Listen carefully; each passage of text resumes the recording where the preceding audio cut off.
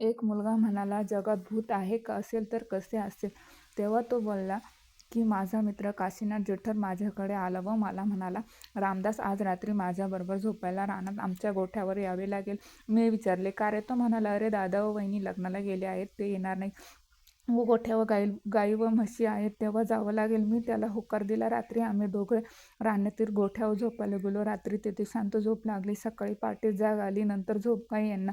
चला बाहेर जाऊया असा मनात विचार आला. मित्र आणि मी बाहेर गेलो. नुकतेच उजाडत होते. गार वारा सुटला होता. आमच्या गोठ्याच्या पुढे एक मोठा कड्यासारखा डोंगर होता व तिथून गावात येण्यासाठी पाऊलवाट होती. ती वाट वळणावळणाची होती. आम्ही तेथेच उभे होतो. मी अचानक वर डोंगरावर पाहिले.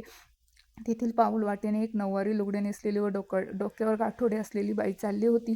मी काशीनाथला दाखवले. तो म्हणाला, अरे, ही चिंताबाई आमच्या गावातील एक बाई जवळच असलेल्या नायफड या गावात दिली होती. आम्हाला वाटले तीच आहे. काशीनाथ म्हणाला, अरे, ही इतक्या सकाळी कशाला आली असेल? ही उठली कधी असेल आणि निघाली कधी असेल? कारण नायफड ते आमचे मंदुशी गाव सुमारे 5 किलोमीटर होते. असे आम्ही बोलत होतो. चिंताबाई पाऊलवाटेने चालत होती. ती ज्या वळणावर आली त्यावर मोठे झाड होते व मोठा दगड होता. आम्ही पाहत असताना अचानक ती कडकड आवाज झाला आणि ते झाड उन्मळून त्या बाईच्या अंगावर पडले. त्याबरोबर ते झाड व तो मोठा दगड खाली आला. एकच मोठा आवाज झाला. चिंताबाईचे काय झाले असेल या विचारांनी आम्ही सूत्र सुन्न झालो. नंतर लगेच गावात जाऊन ही खबर लोकांना दिली.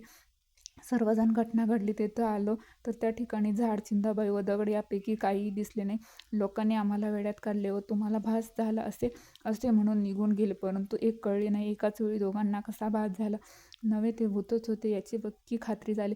विशेष म्हणजे चिंताबाई अजूनही हयात आहे. सत्य घटना, दिनांक 5/12/1992.